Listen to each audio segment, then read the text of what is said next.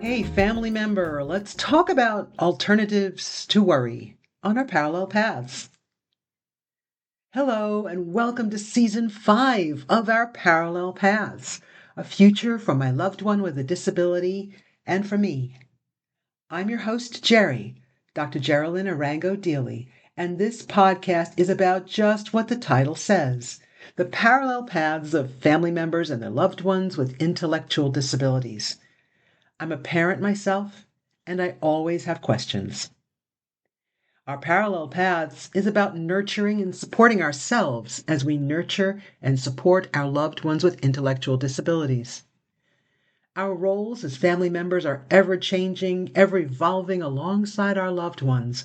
So there's more than one path, more than one future to talk about. That's why we're here.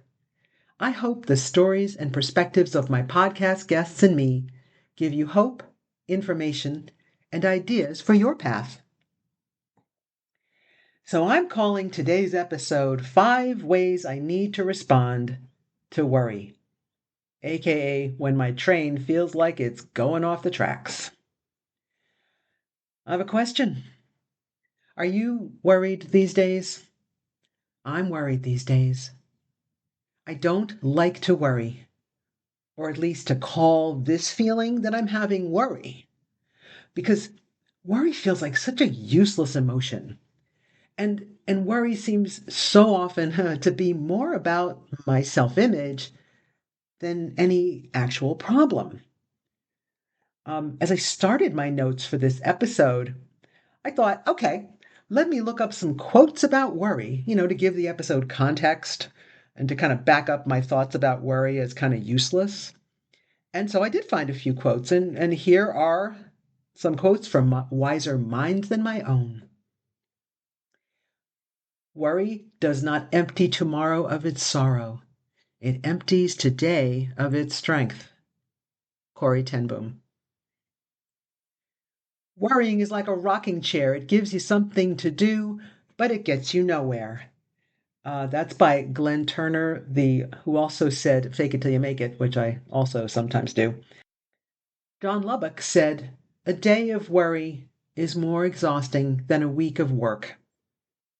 Dan Zadra, author and communications mentor, said, "Worry is a misuse of imagination." And in the words of John Locke, "What worries you masters you." Notice they all seem to boil down to that idea that worry is kind of a waste of our time. And it's better that we should use our energy to do something about what's going on rather than to spend the energy worrying about it, because worrying does not help. This concept will always be hard for me. So if I find a different word for worry, if I find a way to rephrase the feeling I'm having right now that I'm going to try to call something else, it would be 1, I am concerned about, or 2, I want to do something about, or 3, I need to learn more about. Because any of those paraphrases are a better use of my energy than actually worrying. And each of these phrases is to some degree a call to action rather than a potential pity party. And I love me a pity party, but let's not do that anymore, huh?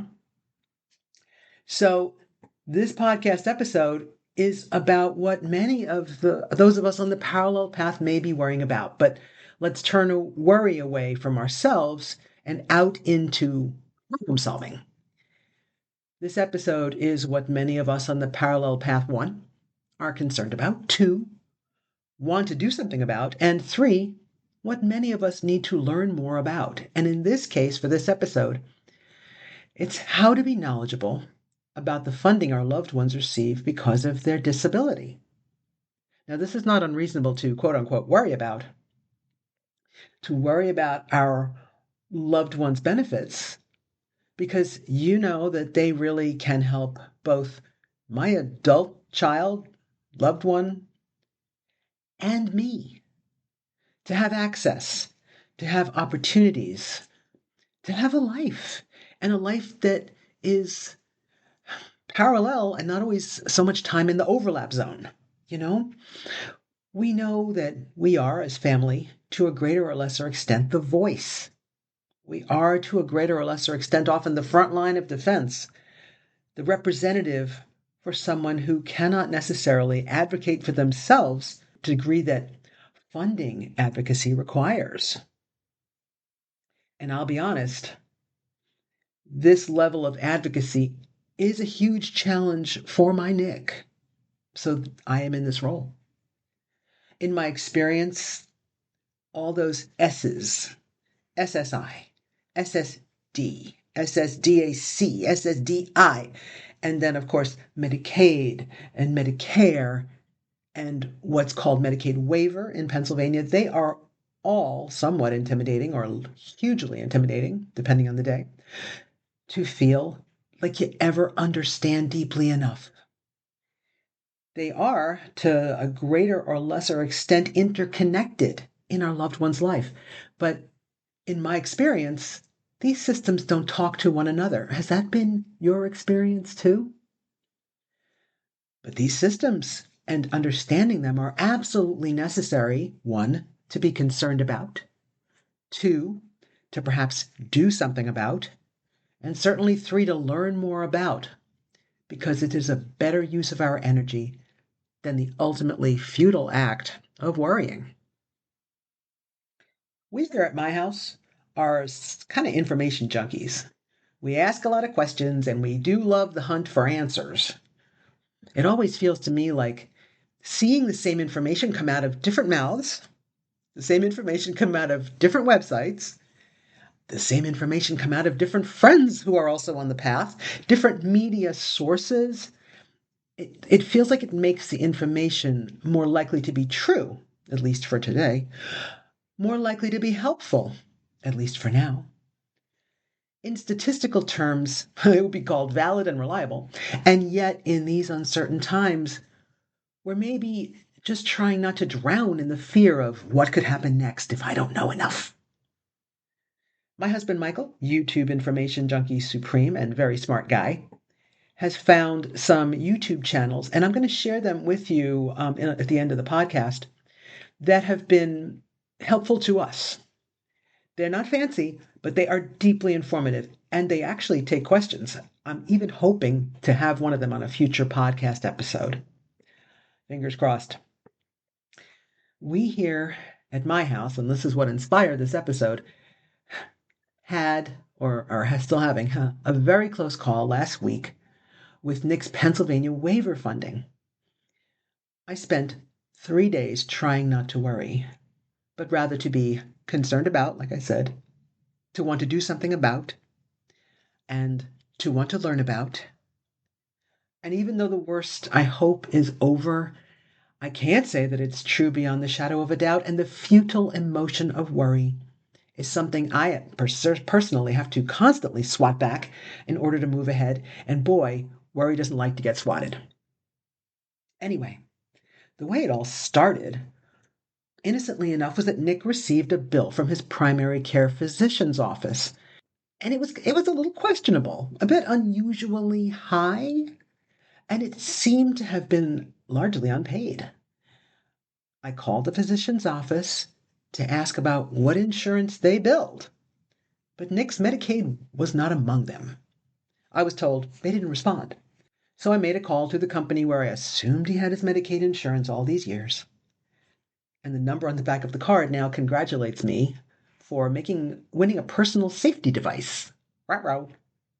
I called another number for the same insurance, the customer service number on the website, and they said, Nick doesn't have this insurance, and he hasn't had it in 5 years. So whoa.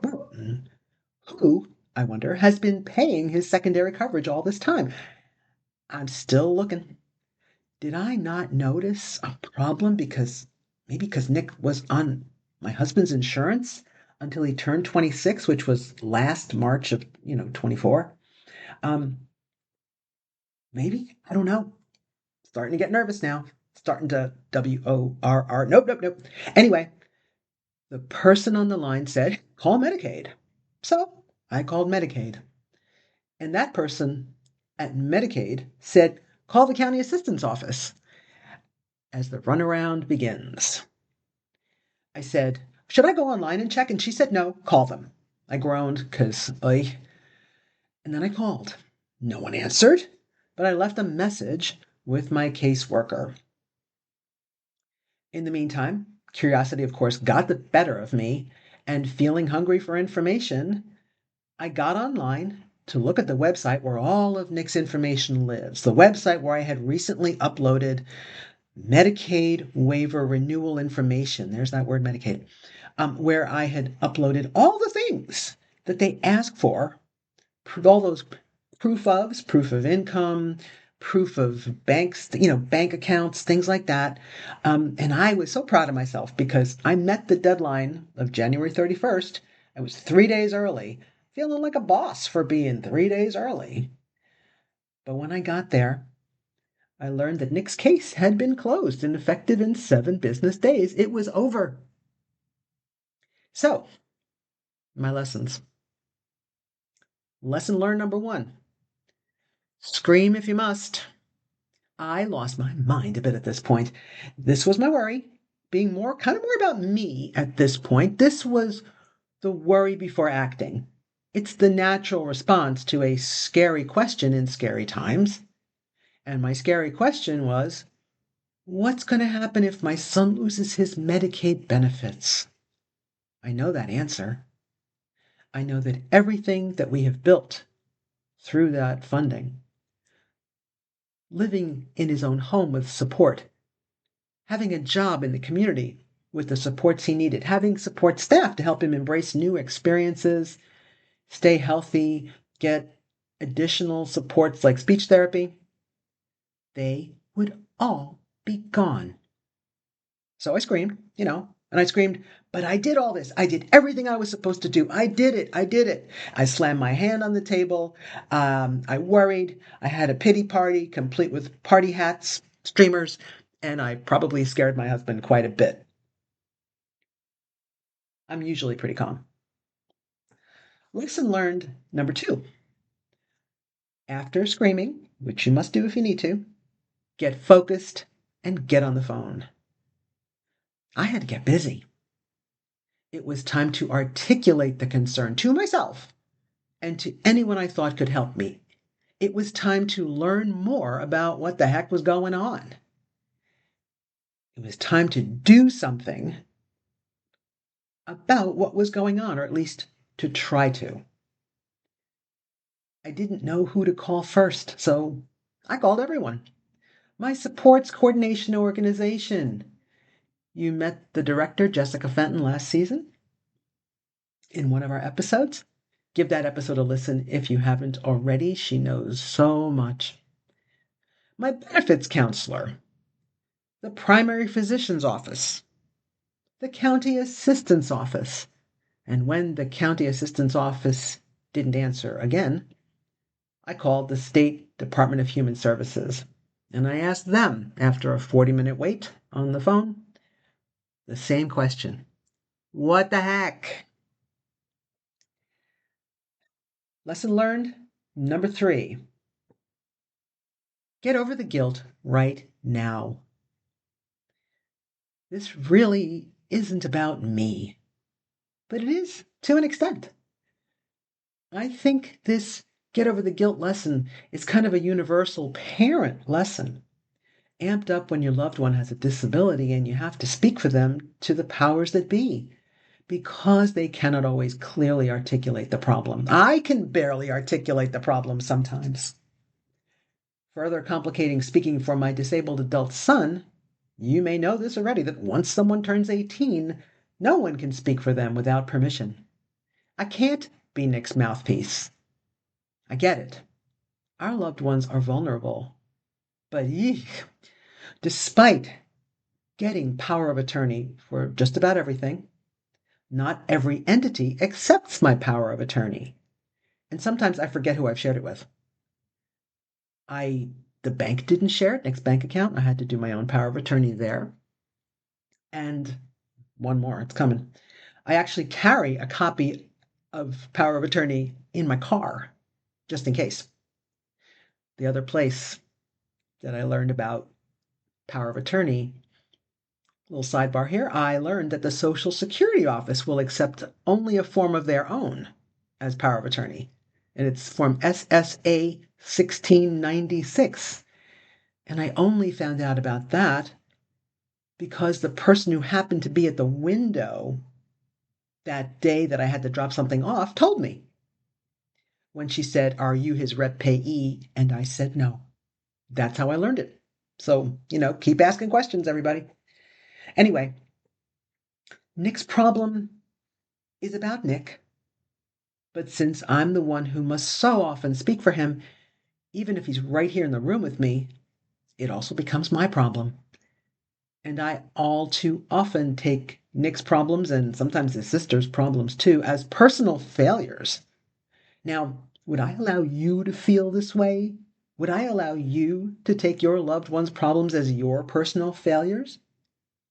No, I would not let you go there. I would tell you not to go there. You did not cause the problem. You are doing the best you can with what you know, and the more you know, the better you'll do. So give yourself some grace. And I would allow you to scream. Lesson learned number 4.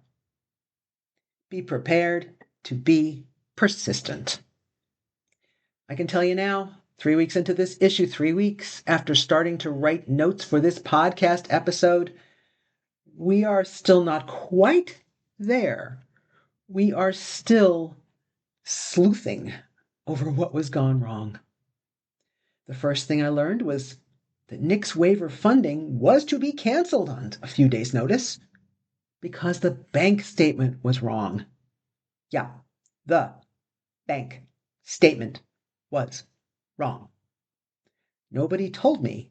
They just threatened to shut the funding down. My caseworker only returned the call when the state sent in a quote-unquote ticket that required a response within a certain number of business days. You know what I did, though? I submitted a new bank statement, just like they asked for. Or actually, they didn't ask for until the 11th hour. I wish I'd have found out in a more efficient way, in one of those, 21st century methods like email or a phone call. The letter telling me that it was going to be cut showed up 4 days before the actual going dark of the whole thing. It almost felt like we were set up to fail, but we did not fail. The problem of Nick's waiver funding being cut was solved, for now at least.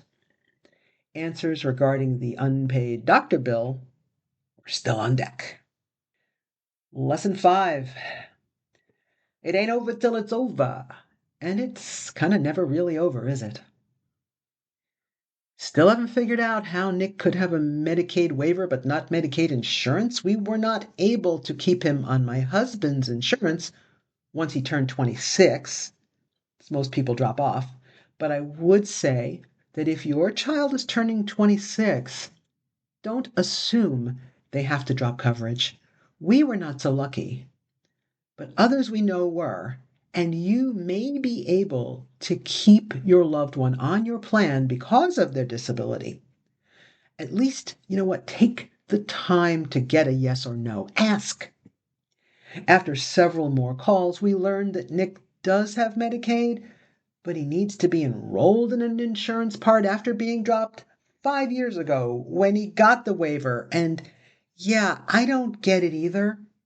This week's calls will be responding to a message that I got from the county assistant's office with a different name this time, who can hopefully get Nick enrolled in medical coverage to go along with his primary insurance, which is now Medicare. We are not out of the woods yet, and I paid the rather high primary care physician's bill, especially because he has an appointment this Friday and I don't want to get the stink eye when we get there.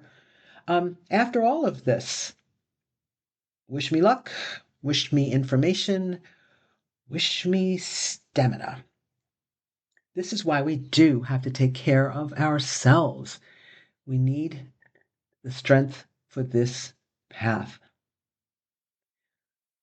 So I want to wrap up with the two YouTube resources I mentioned at the beginning of the episode that we at my house are finding helpful. One is called All Things Disability with Social Security Disability attorney Stephanie Joy, and she's on YouTube. She posts about Social Security disability claim issues like almost every day. Stephanie is based in New Jersey, but she represents claimants in all 50 states, and she'll answer your questions in her videos. Michael actually got answered by name once, 15 minutes of fame, by Stephanie. Another helpful resource is from Dr. Ed Weir. Dr. Weir, W-E-I-R, is, among other things, a retired Social Security Administration district manager and a former family services specialist for the Department of Public Welfare. So again, another robust collection of informative videos on his site and the opportunity to get your own personal questions answered too. Dr. Weir does live Q&A daily at 6 p.m. Eastern Time. So, folks, let's find another way to address the futile emotion of worry. I'm going to keep on working on it. I'm going to try to say instead, I'm concerned about, number one, or number two, I want to do something about, or number three, I need to learn more about. Fill in the blanks. I'm trying to. And so, listeners, thank you so much for spending time with me today on today's episode of our Parallel Paths. I hope you'll like and follow our podcast, share it with family and friends, and I really hope you'll return to listen and learn from more stories of people like you and me and our loved one with a disability on our Parallel Paths. You're not alone, and I would love to hear from you. Feel free to comment, to rate the podcast, to like, to subscribe, and to join our Facebook group and our Instagram as well. See you next time. Take care.